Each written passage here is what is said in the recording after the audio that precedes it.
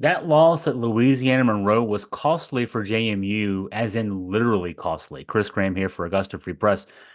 Now, we all know from a couple weeks ago, the JMU football program got paid $700,000 by UNC to go down to Chapel Hill and beat the heck out of the Tar Heels. They scored 70 points in that game and could have been a lot worse. Uh, the way things went there that weekend, had what was it, 53 at halftime? I mean, it was just ridiculous what the beatdown that JMU put on UNC in that game. So then they turn around a couple weeks later and lose 21-19 to Louisiana-Monroe. And that loss, as best as I can figure, doing every little bit of research I could do on the internet, teams that make the 12 team, the newly expanded 12 team college football playoff will be guaranteed $3 million. The teams will. The conferences get some money, and programs get money from the college football playoff, whether they make it or not. But the incentive to get into the playoff is you alone get $3 million to get in there. Well, JMU now was in a decent position, in the computers at least, going into this past weekend. The way the playoff works is a 12-team field. The four Power Four champions, as of right now, get an automatic bid, and then the top conference champion from the so-called group of five will get a bid. JMU, according to the ESPN Football Power Index, had about a 30% chance going into the weekend of being the group of five automatic bid into the field. Um, Boise State was a bigger favorite. Boise State has a 4-1 record, and the loss is a 3-point loss to Oregon, who I believe is now number two in the country. Um, so, Boise State, if Boise State runs the table, they would be head and shoulders above JMU. If JMU were to run the table and be undefeated, even with the one loss, Boise State would be there. But that said, I mean, other things happen, right? JMU runs the table and Boise loses another game. Yeah, that's the 30% chance JMU had going into that game. But then Louisiana-Monroe happened, and not to say that JMU can still run the table, be 11-1, then win the Sun Belt Conference Championship, be 12-1. Other things happen to Boise State. Other teams happen to other schools in the group of five, and then JMU could still be there. But this is a big setback, obviously for JMU to lose to Louisiana-Monroe. And let me tell you a little bit about Louisiana-Monroe. I mean, they were down 10-0 in this game after two JMU offensive possessions, touchdown on the first possession, a field goal. It was 6 minutes into the game. It's 10-0 already, and this is the way the game was supposed to play, right? This is the way a team that scored 70 on UNC was supposed to play this game.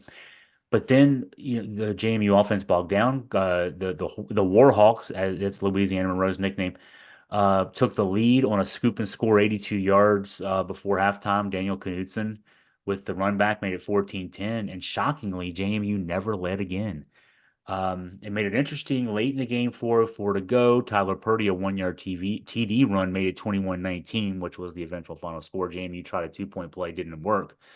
And then the JMU offense got the ball back twice. The defense got the ball back twice for the Dukes, but um, turned it over on downs both times. And so there you go. $3 million seems to be now out of the grasp of the JMU football program. And that $3 million, here's the importance of that. I'm probably the only guy who covers games and also then writes about the business side of sports. I'm one of the few, certainly, in the country, and maybe the only guy in Virginia who does this on a regular basis. You get $3 million just for that CFP invite, right? Now, this is for a JMU program that lost $7 million last year. Well, in the 2022 year, that's the last year for which we have figures available. I know that there are JMU folks out there who will say, well, that's because we're only getting 600,000 from the Sun Belt and the transition, and this year we get 1.5 million. That's almost $1 million more. Okay, so now you lose $6 million. That's okay. You still lose $6 million. The $3 million for just getting into CFP, JMU football still loses $3 million. The stadium's not any bigger. The home stadium, the Bridgeport Stadium. The conference money is not going to be any more than that $1.5 million. The only way you make more money is to get more money to come in from a playoff appearance. You don't make money on bowls. People who know the business side of sports, especially college football, know you don't make any money on bowls. You try not to lose money on the bowl. But you certainly don't lose money going to the playoff. $3 million. And if you win a game, the second round game gets you 3.5. Just playing in a second round game gets you $3.5 million.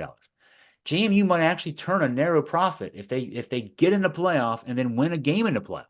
It would be tough in that situation because the Group of Five conference champion is probably the 12th seed in the 12 team playoff. Let's just put it where it is. They're probably the 12th seed in the 12 team playoff, which means in the first round you're playing a 5 seed. You're playing the team that was the first one that didn't get a bye, because the top 4 teams get a bye. So you're playing the equivalent of last year's Georgia or Florida State. Georgia, which was number one undefeated all season, lost to Alabama by 3 points and got screwed out of a playoff bid. That's who you're playing if you're JMU.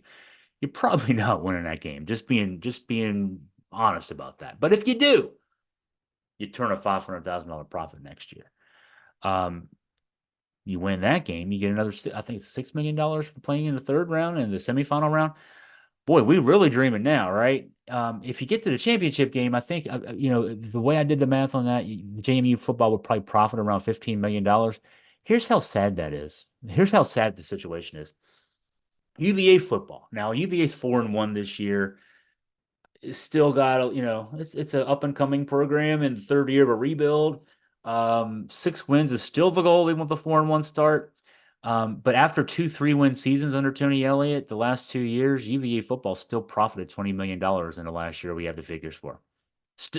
Being 3-win UVA, they profited $20 million, not national championship winning UVA, which is what JMU would have to be to profit $15 million. UVA football gets, because they're in the ACC. ACC makes money, and the ACC doesn't think it makes enough money. The members are suing each other over not making enough money. Profit, that is, right? They're not bringing enough revenue in to make more profit. They're all going crazy over that stuff, right? So that's the haves and have-nots in football. I'm not saying it's fair. It's just the way life is. So for more on the business side of sports, from a guy who also covers the games, that's the rare.